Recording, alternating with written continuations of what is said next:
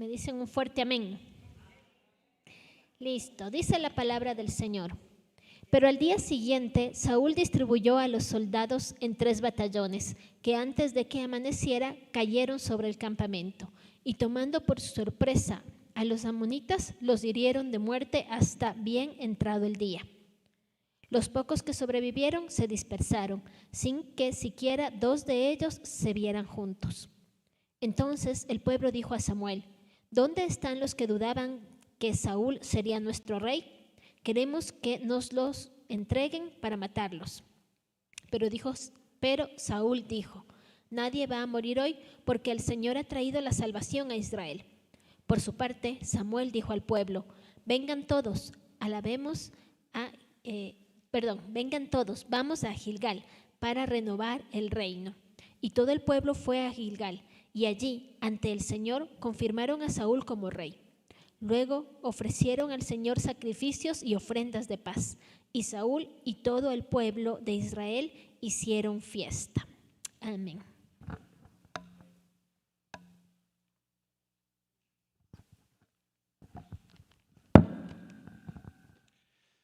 Padre, gracias te queremos dar por esta mañana, por permitirnos llegar hasta tu casa para poder meditar en tu palabra. Bendice, Señor, a cada uno de tus hijos y guíanos, Señor, conforme al plan y al propósito que tienes para nosotros. Te lo pedimos en el nombre de Cristo Jesús. Amén. Dios les bendiga, mis hermanos, y feliz aniversario. Que Dios les bendiga. Un fuerte aplauso para ustedes.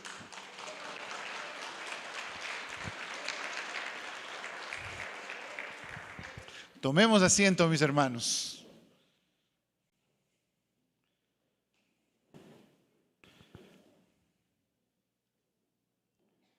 En estos días he estado curioseando algunos artículos que encontré por el internet y hubo uno que me llamó la atención.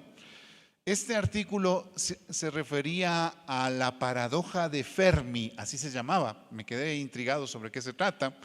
Y decía que la paradoja de Fermi establece lo siguiente: según este físico matemático de los años 50, decía él, si se supone que hay como 100.000 millones de estrellas en el universo, si se plantea que tal vez haya unos 100.000 millones de planetas habitables en el universo, la pregunta que surge es, ¿por qué no hemos visto alguna evidencia real, clara, contundente de la existencia de vida extraterrestre?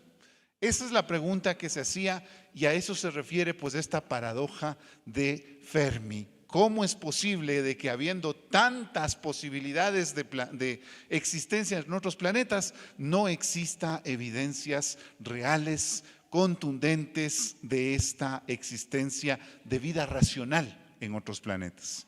Y el artículo que estaba leyendo daba una explicación que me pareció muy interesante, no tanto por el tema de los extraterrestres, sino por lo que compete a nosotros aquí en la Tierra. Esta solución se llama la solución del filtro, el filtro radical, algo así es la idea. Y este filtro radical plantea lo siguiente: todas las sociedades en todos los planetas, cuando comienzan a desarrollarse científicamente, llegan a un punto en el cual, por su propio crecimiento y desarrollo, terminan destruyéndose a sí mismos. Y decía esta propuesta, el gran filtro que se llama, esta teoría del gran filtro que desarrollan los de la NASA. Según ellos, pues, cuando ya las sociedades comienzan a alcanzar la posibilidad de salir del planeta, es el momento en el cual por su propia tecnología terminan destruyéndose. Ahora, como les digo, no es que quiera hablar sobre los extraterrestres, tranquilos, eso no es el tema. Pero me llamó la atención esta idea sobre el tema de cómo las sociedades pueden terminar autodestruyéndose. Y a lo largo de nuestra historia tenemos grandes sociedades que han terminado destruyéndose a sí mismos. Nosotros tenemos el caso de Roma, o más cercano pues tenemos el caso de qué es lo que pasó en la Primera y Segunda Guerra Mundial. Cuando tuvimos la mayor cantidad de tecnología posible en toda la historia de la humanidad, fue cuando nos volvimos más capaces de autodestruirnos. Y hoy en día se habla de la amenaza nuclear, que constantemente estamos ante el peligro de que nos terminemos destruyendo a nosotros mismos por este tipo de tecnologías que hemos construido. Esa tendencia autodestructiva es la que me llamó la atención. Y claro, me puse a pensar, bueno, esa tendencia autodestructiva no es pues que aparece de la nada, no es que surge cuando surgen los estados. Esa tendencia autodestructiva muchas veces está en el corazón del ser humano. Y ahí me quedé pensando, ¿dónde encuentro un ejemplo de esas tendencias autodestructivas? Y me pareció que el mejor ejemplo era el rey Saúl. Seguramente muchos de ustedes habrán oído del rey Saúl, y si no, hoy vamos a conocerlo más a fondo. El rey Saúl es el primer rey de Israel, y este rey manifiesta unas terribles tendencias autodestructivas. Pero vamos a ir conociendo poco a poco. Primero vamos a Primera de Samuel, y tranquilos que solo vamos a estar con Primera y Segunda de Samuel, así que no vamos a estar de un lado para el otro con la Biblia, solo en Primera de Samuel y una cita que vamos a hacer de Segunda de Samuel, eso va a ser todo. Así que estén pendientes con Samuel, con Primera de Samuel. Vamos viendo cuál es el encargo que Dios le da. En Primera de Samuel capítulo 10, verso 22, vamos a ver esta tarea que Dios le va a plantear. Pero lo que más me llama la atención, cómo reacciona Saúl ante la propuesta de Dios. Voy a leer desde el verso 20, Primera de Samuel 10, verso 20, dice así: y haciendo Samuel que se acercasen todas las tribus de Israel, fue tomada la tribu de Benjamín, e hizo llegar la tribu de Benjamín por sus familias, y fue tomada la familia de Matrí, y de ella fue tomado Saúl, hijo de Cis, y le buscaron, pero no le hallaron. Yo quiero que noten algo aquí en esta parte. Lo que el texto está diciendo es que Dios había escogido a Saúl como rey, pero no aparece.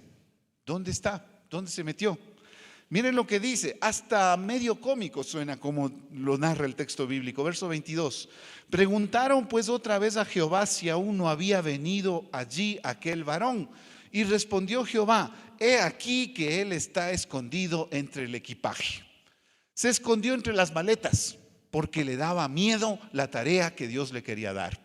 Dios le había encomendado la tarea de ser rey de Israel, y él dijo: me escondo entre las maletas, eso no es para mí, no me siento capaz de esta tarea. La autoestima de Saúl se hace evidente acá. Tiene una terrible falta de autoestima, y por esa razón prefiere esconderse en lugar de asumir lo que Dios le está dando. Es una tremenda responsabilidad. Que alguien venga y te diga: yo quiero que tú seas presidente. Peor aún, que Dios venga y te diga: yo te voy a hacer presidente. Y que tú digas: chévere, Señor, espérate, me escondo por acá porque yo no quiero hacer eso. Pero hace eso Saúl. Tiene miedo, no se siente capaz. Pero ¿saben qué es lo más curioso? No se siente capaz a pesar de que es una persona que tiene las cualidades como para poder ser rey. Miren lo que dice Primera de Samuel capítulo 9, verso 2. Solo una página, ¿no es cierto? Primera de Samuel capítulo 9, verso 2. Dice el texto: y tenía él un hijo que se llamaba Saúl, joven y hermoso. Entre los hijos de Israel no había otro más hermoso que él. De hombros arriba sobrepasaba a cualquiera del pueblo. El más hermoso de Israel, el más guapo de Israel, ese era. ¿A cuál te imaginas? Henry Cavill, dicen por ahí, bueno, algo así. Era hermoso este hombre, y además de eso, y esto es lo interesante, este hombre también tenía cualidades para ser un buen dirigente. Sin embargo, no se sentía capaz. Eso es lo que nos sorprende. A pesar de que tiene las cualidades para ser un buen rey, de todas maneras no se siente capaz. Miren otro ejemplo de cómo era él en Primera de Samuel capítulo 15, verso 17. Ahí es donde vemos esa falta de autoestima. Ya dice el texto que era considerado el más hermoso de los israelitas. Ahora noten cómo se mira él a sí mismo. Primera de Samuel 15:17. Y dijo Samuel: aunque eras pequeño en tus propios ojos, ¿no has sido hecho jefe de las tribus de Israel y Jehová te ha ungido por rey sobre Israel? ¿Qué es lo que le está diciendo? Eras pequeño, ¿en dónde? En tus propios ojos. Los demás lo veían como capaz, los demás lo veían como competente, pero él se veía a sí mismo como incapaz, como incompetente. El fallo estaba en él. Su autoestima, sus problemas emocionales iban a empezar a dañar su vida. Ahí es donde empezaba todo. No era como a veces pensamos, ¿no? Después, cuando desobedece a Dios, cuando empezó el problema. No, empezó acá, cuando él no se aceptaba a sí mismo. En ese punto empieza la debacle de Saúl. Pero además, miren lo que dice Primera de Samuel 10:1. Yo les dije, de Samuel no me muevo, pero vamos a estar viendo algunas citas de Samuel. Miren ustedes lo que dice Primera de Samuel 10:1. Tomando entonces Samuel una redoma de aceite, lo derramó sobre su cabeza y lo besó y le dijo: ¿no te ha ungido Jehová por príncipe sobre el pueblo de Israel? ¿Qué está pasando? Samuel lo está ungiendo como rey. Esa era la tradición en ese tiempo. El profeta se encargaba de hacer esta labor. Y el profeta Samuel, que era profeta y sacerdote a la vez, se acerca a Saúl y le dice: Dios te quiere como rey. Y parece como que en Saúl hay una especie de duda, como que se pregunta: ¿será? Yo no ha de ser, otro ha de ser, yo no sirvo para eso. Pues Dios le confirma, ahí en Primera de Samuel estamos, ¿no es cierto? En el verso 1, vamos al verso 10. Y miren lo que dice ahí: y cuando llegaron allá al collado, he aquí la compañía de los profetas que venía a encontrarse con él. ¿Con quién? Con Saúl. Y el Espíritu de Dios vino sobre Saúl con poder y profetizó entre ellos. Nueva ratificación: Dios te quiere como rey. Sin embargo, Saúl no se sentía capaz. Saúl seguía con sus temores. La autoestima le iba a jugar una mala pasada. Ahora, hay otra evidencia de que Saúl era capaz para el cargo, y eso está en Samuel 11:11, que es lo que leyó mi esposa el día de hoy. Samuel 11:11 dice, Primera Samuel 11:11: aconteció que al día siguiente dispuso Saúl al pueblo en 3 compañías, labor de general, y entraron en medio del campamento a la vigilia de la mañana e hirieron a los amonitas hasta que el día calentó, y los que quedaron fueron dispersos de tal manera que no quedaron 2 de ellos juntos. Lo que aquí te está narrando es el final de una batalla. Los enemigos habían venido y habían comenzado a atormentar a los israelitas. Y los israelitas le dijeron: está bien, queremos la paz, pónganos sus condiciones. Y los otros se abusaron. Entonces, como se abusaron los otros, el pueblo le llama a Saúl y le dice: oye, Saúl, nos están atacando. Saúl va, vence al enemigo y los dispersa completamente.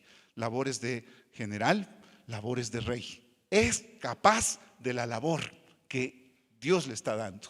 Pero no se queda ahí. Miren lo que dice en el verso 12.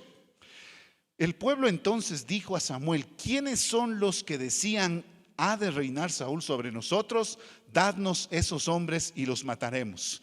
Cuando ya Saúl va a ser rey, hubo gente que dijo: ese va a ser nuestro rey, ese no puede, ese es incapaz. Y entonces, cuando muestra su capacidad, ¿qué es lo que dice el pueblo? Matemos a los que estaban en contra de Saúl. ¿Qué hace entonces Saúl? Verso 13. Y Saúl dijo: no morirá hoy ningún hombre, porque hoy Jehová ha dado salvación en Israel. Una actitud que tiene un nombre, suele llamársele magnánimo. ¿Qué es una persona magnánima? Es la persona que puede desquitarse, que puede vengarse, pero no lo hace. Y eso muestra acá Saúl. Tenía dotes para poder ser rey, pero el problema estaba en su corazón. No se sentía capaz. Y por no sentirse capaz, poco a poco él mismo va a ir destruyendo el propósito que Dios le había dado. Vamos viendo cómo va destruyendo su su propósito, el propósito de Dios, el mismo Saúl. Vamos primero viendo lo que dice en el verso, en 1 Samuel capítulo 13, verso 9.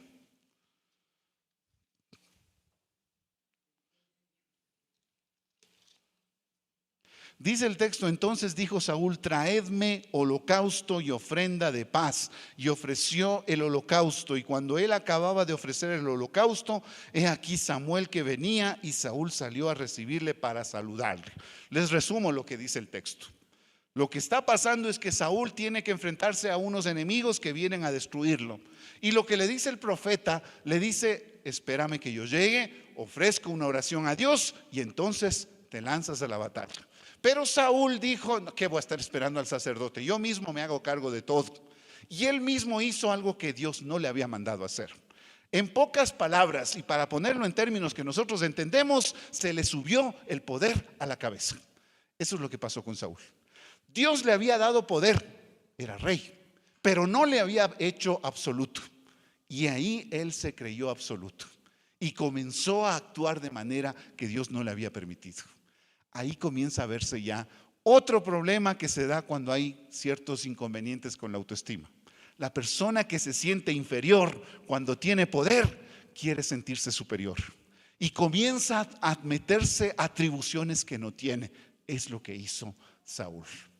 Por el temor de que lo vayan a descubrir como alguien incompetente, pues comienza a asumir cosas que no son suyas. Eso pasó con Saúl, pero no se queda ahí. Miren lo que dice 1 Samuel 14, 24. Dice el texto: pero los hombres de Israel fueron puestos en apuro aquel día, porque Saúl había juramentado al pueblo diciendo: cualquiera que coma pan antes de caer la noche, antes de que haya tomado venganza de mis enemigos, sea maldito. Y todo el pueblo no había probado pan. Te sigo leyendo, más bien dicho, te sigo describiendo la historia. Tú la puedes leer ahí en el texto bíblico. Lo que sucede luego es que viene el hijo de Saúl y encuentra por ahí una colmena de abejas. Toma un poco de miel en un palo, dice el texto, lo toma con sus manos y come. Pero había habido la advertencia de Saúl: cuidado el que coma en este día, porque no quiero que nadie coma hasta que venza a mis enemigos. ¿Qué es eso? Básicamente capricho, porque está haciendo algo que no tiene coherencia. Acaba de imponerles una ley que no cuadra. Si tú te preparas para una batalla, ¿qué vas a hacer? ¿Te vas a poner en ayuno? No, pues más bien te preparas para la batalla, comes bien para la batalla. Si tú tienes que hacer algún trabajo fuerte, pues te preparas para esa batalla. Pero lo que Saúl hizo por caprichoso fue ponerles una ley que más bien les ponía en mal a todo el pueblo. Y entonces su propio hijo va a decir que la ley que puso su padre es una locura. Y entonces manda al pueblo a comer. Y cuando ya todos comen, van y persiguen al ejército y les va bien. Pero cuando regresan después de un éxito, ¿qué creen que hizo Saúl? Se enojó porque no cumplieron con la ley que les había dado. Es la muestra de que se le había subido el poder a la cabeza. Él pensaba: a mí me tienen que obedecer, así pierdan. Esa era la actitud que estaba teniendo. Otro ejemplo, 2 de Samuel capítulo 21, versos 1 al 2.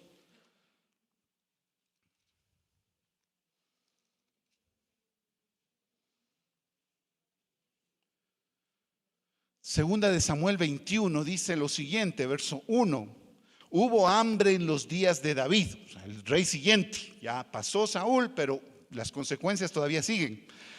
Hubo hambre en los días de David por 3 años consecutivos. Y David consultó a Jehová, y Jehová le dijo: es por causa de Saúl y por aquella casa de sangre que por cuanto mató a los gabaonitas. Entonces el rey llamó a los gabaonitas y les habló. Los gabaonitas no eran de los hijos de Israel, sino del resto de los amorreos, a los cuales los hijos de Israel habían hecho juramento. Pero Saúl había procurado matarlos en su celo por los hijos de Israel y de Judá. ¿Qué es lo que dice ahí? En otra palabra que es más comprensible para nosotros: a Saúl se le fue la mano. Eso es lo que está diciendo acá. Como tenía poder, como le estaba yendo bien en las batallas, pues decidió, pues me voy contra estos. Alguien le habrá dicho, mi señor, pero ellos son nuestros aliados, ¿cómo va a matar a nuestros aliados? No me importa, yo voy contra ellos. Y acabó ese pueblo, acabó el ejército de ese pueblo. Y años después viene el castigo contra Israel por lo que hizo Saúl. Se le subió el poder a la cabeza. Ese fue el problema que vemos acá. Ahora, también nosotros podemos ver cómo va cayendo Saúl. Veamos lo que dice Primera de Samuel 15, verso 7.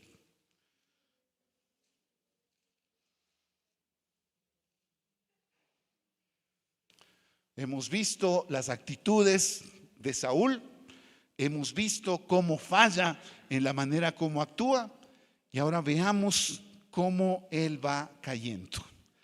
Primera de Samuel capítulo 15 verso 7 dice lo siguiente. Al cabo de, me pasé a segunda yo. Primera de Samuel 15 verso 7 dice lo siguiente. Y Saúl derrotó a los amalecitas desde Ávila hasta llegar a Shur, que está al oriente de Egipto, y tomó vivo a Agag, rey de Amalec, pero a todo el pueblo mató a filo de espada. Y Saúl y el pueblo perdonaron a Agag y a lo mejor de las ovejas y al ganado mayor, de los animales engordados, de los carneros y todo lo bueno, y no lo quisieron destruir, mas todo lo que era vil y despreciable lo destruyeron. Miren, lo que este texto debe llamarnos la atención es la codicia con que actúa la gente. Sabían que están los dos ejércitos ahí enfrentados. Acaba el un ejército con el otro. Y Dios les había dicho no topen nada de lo que hace otro ejército. Pero ellos dijeron no, ¿cómo vamos a desperdiciar esto? Quedémonos con lo que queda de ese pueblo. Y decidieron mantenerse con esos recursos. ¿Qué es lo que pasa acá? Yo quiero que notes lo siguiente, verso 15, Primera de Samuel, capítulo 15, verso 15. Cuando le reclama el profeta, le dice, oye, ¿por qué hiciste eso? Lo que dice Saúl.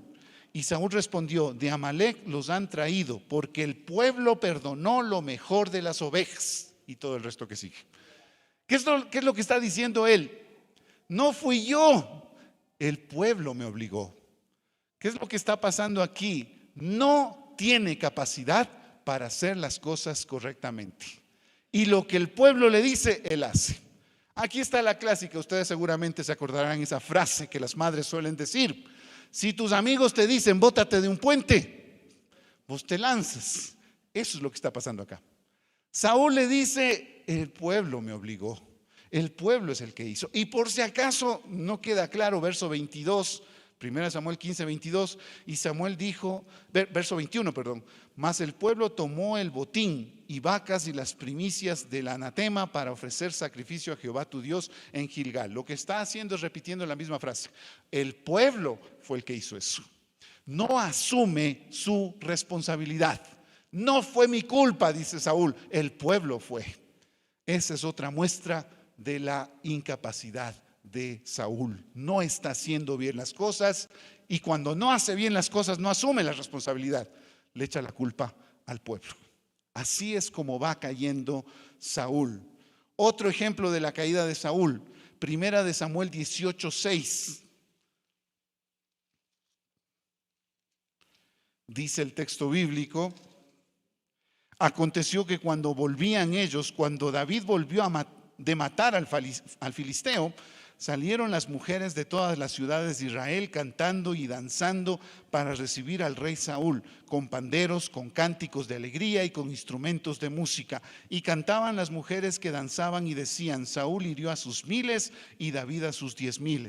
Y se enojó Saúl en gran manera y se desagradó de este dicho y dijo, a David dieron 10,000 y a mí 1000, no les falta más que el reino. ¿Qué pasa ahí? ¿Qué siente Saúl? Celos, envidia, eso es lo que está pasando. Tiene envidia de que el pueblo está alabando a David. Eso le molesta. No se acuerda de que Dios le puso en el trono. Y el único que le puede sacar del trono es Dios, nadie más. Y cuando ve que el corazón del pueblo se va tras David, ya comienza a tener miedo. ¿Por qué? Porque desde el principio su corazón tenía problemas. Porque desde el principio en su corazón se sentía incapaz. Por eso comienza a sentir miedo. Por eso comienza a ver estos problemas. Primera de Samuel, capítulo 18 mismo, pero vamos al verso 28. Miren lo que dice ahí. Pero Saúl, viendo y considerando que Jehová estaba con David y que su hija Mical lo amaba, tuvo más temor de David.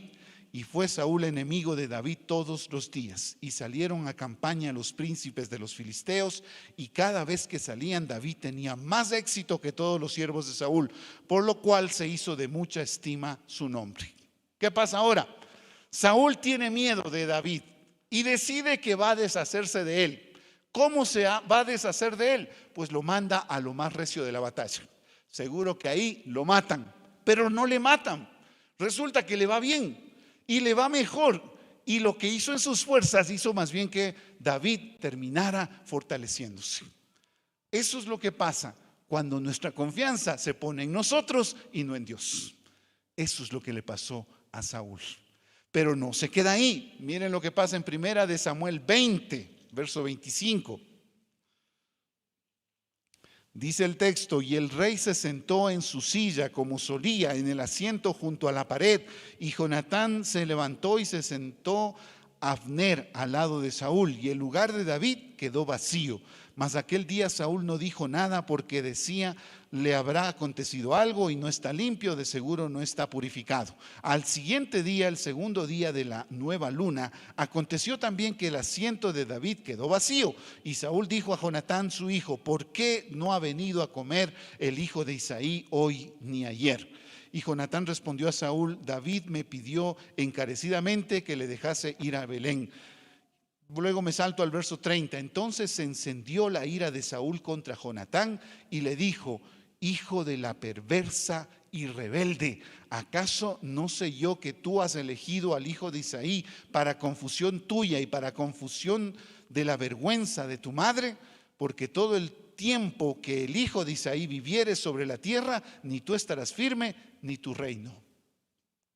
Luego de eso, toma él una lanza y la envía contra su hijo, y por poco lo mata. Llega al punto de querer matar a su hijo. Y si recuerdan lo que les dije al principio, es la segunda vez que intenta matar a su hijo. Todo esto, ¿por qué? Porque tiene miedo, porque tiene temor de que no pueda ser capaz de hacer lo que Dios le ha mandado, porque no se siente capaz. Por eso termina ya por poco y matando a su hijo. Eso es lo que pasa cuando no tenemos nuestro corazón en paz. Y es lo que necesitamos corregir en nuestra vida. Porque muchas cosas que hacemos pueden ser producto de que no estamos en paz con nuestro corazón. Y destruimos nuestra carrera, destruimos nuestro matrimonio, destruimos a nuestros hijos porque no estamos seguros de nosotros mismos. Eso le pasó a Saúl y por eso terminó mal. La gota que derrama el vaso, como solemos decir, en primera de Samuel capítulo 28, verso 5. Ahí es donde acaba todo este proceso de caída de Saúl. Primera de Samuel 28, 5. Dice: y cuando vio Saúl el campamento de los filisteos, otra vez que tuvo miedo, y se turbó su corazón en gran manera. Y consultó Saúl a Jehová, pero Jehová no le respondió, ni por sueños, ni por Urim, ni por profetas. Buscó por todos los medios correctos, pero Dios no le contestaba. Verso 7. Entonces Saúl dijo a sus criados: buscadme a una mujer que tenga espíritu de adivinación, para que yo vaya a ella y por medio de ella pregunte. Y sus criados le respondieron: he aquí una mujer en Endor que tiene espíritu de adivinación. La gota que derramó el vaso. Se fue a consultar a los muertos. Hasta ahí llegó. Hasta ahí llegó Saúl. De todo lo que Dios tenía preparado para él, ¿dónde terminó?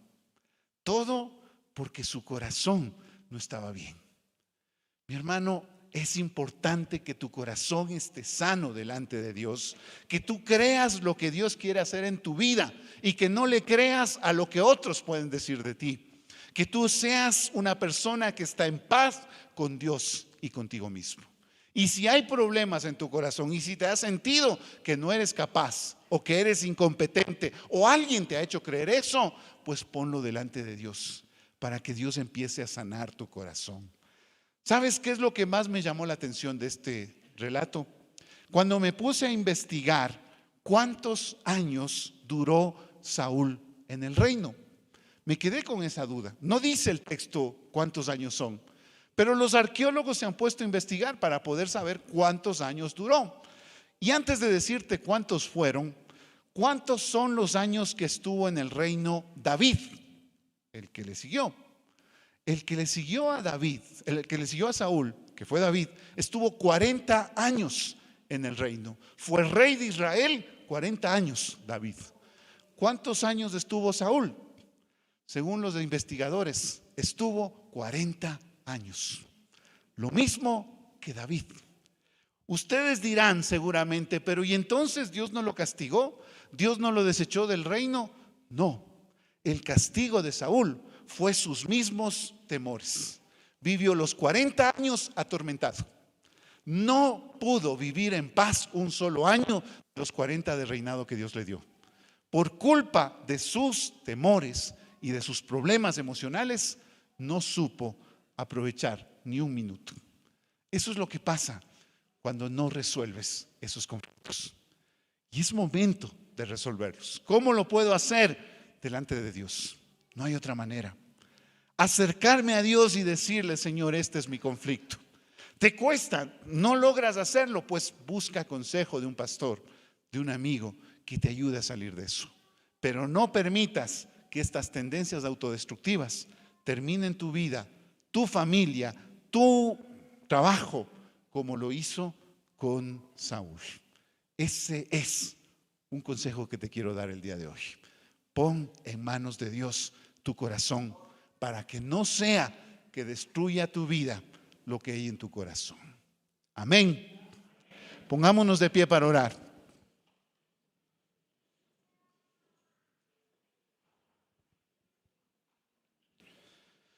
Padre Celestial, gracias queremos darte por tu palabra del día de hoy. Gracias por hacernos esta advertencia respecto de nuestro corazón.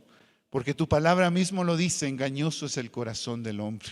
Señor, que no permitamos que la envidia, los celos, los miedos, la baja autoestima que podamos tener terminen destruyendo lo que tú quieres crear en nosotros.